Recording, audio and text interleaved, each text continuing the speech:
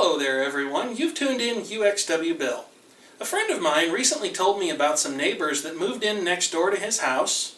Apparently said neighbors own a plasma television set that is utterly destroying his AM radio reception. And I certainly wouldn't doubt it, because the vast majority of plasma televisions have been, in my experience and collected from those I've read about online and heard from other people who owned them, they haven't been all that great. However, there's an exception to every rule, and this 42-inch Panasonic Viera plasma television set, which was purchased brand new by my brother College 153 several years ago, I want to say maybe 2006, 2007, somewhere in there. It might be a little bit newer than that, maybe 2008, but it can't be much newer than that. All that aside, it has been an exceptional television set. It has an excellent upscaler when you choose to watch standard definition material. In fact, its upscaler is so good that other television and display manufacturers could certainly stand to follow its example and learn from it along the way.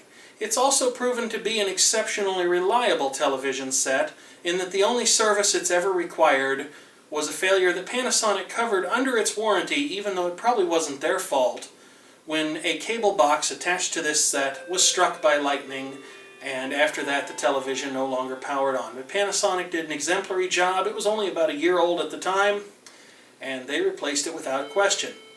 Now, I am certainly not in any way intending to cast aspersions on anyone's statements about a plasma television affecting their radio reception or anything along those lines. I'm merely a curious individual, and I would like to see if this Panasonic plasma TV does in fact cause that problem.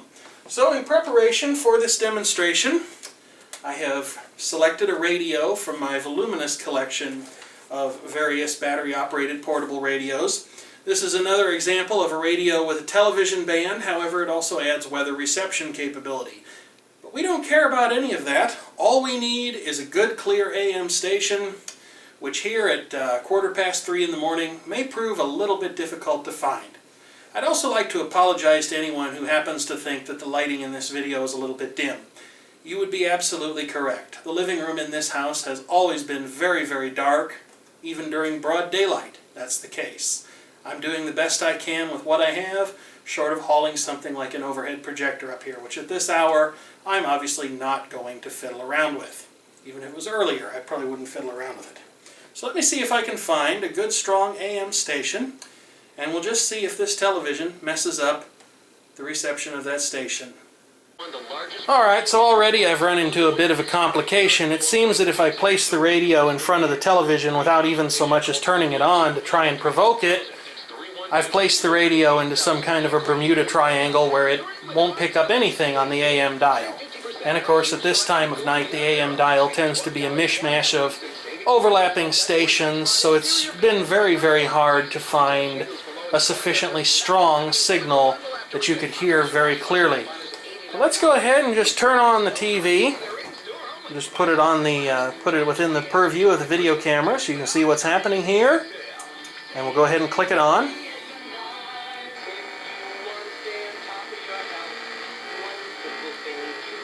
Well, it's definitely making a little bit of noise,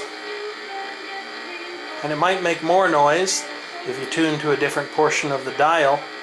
Yeah, I'm just using the welcome screen from the DVD player because I don't want to get a copyright strike or a content ID match, and I think it would be very hard to avoid either one with any sort of television program. If the video doesn't get me, the audio probably would.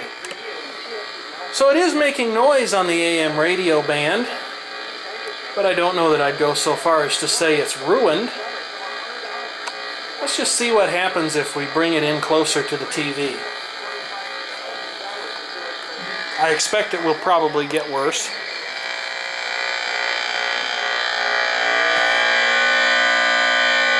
And indeed, it definitely does. If you had the misfortune that your AM radio was right up against your plasma television and you couldn't move it, there can be no doubt that it would absolutely ruin AM radio for you. But let's just go ahead and see what happens if we go a little further back in the living room, see if it's still so drastically impacted. And it's also worth noting that directionality of the antenna. Most AM radios have a highly directional loop stick style antenna in them, and that will make a difference how much interference you suffer. depending upon how you position the radio, it might be possible to significantly null out or cancel the interference to the AM band that might be coming from the television. We'll turn the radio on again.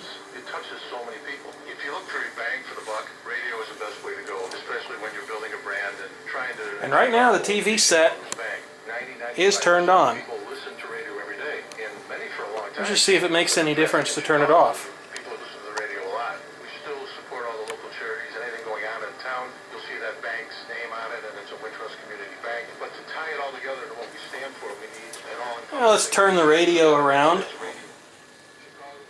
And the station that we're listening to just got noticeably weaker, I'm sure you can tell. I'll try to... Well, no, it'd be more interesting just to try it like this. So turning the TV back on right now. And although the signal I'm receiving right now is very weak, the television does not seem to be bothering it.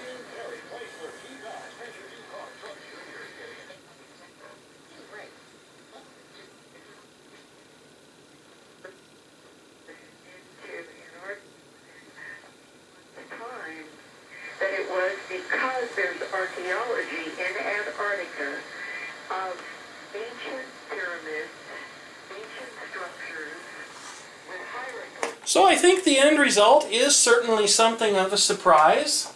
I had figured that the Panasonic TV might do a superior job of suppressing its interference, but it seems that if your radio is anywhere within about 10 feet of the TV, it's probably going to be a problem. Beyond that, it falls off very quickly. Furhead's chess table is somewhere around 15 feet away from the television set, and by then it seems that the effect is completely gone. So, thank you for watching this video. I certainly hope it was informative and interesting to you.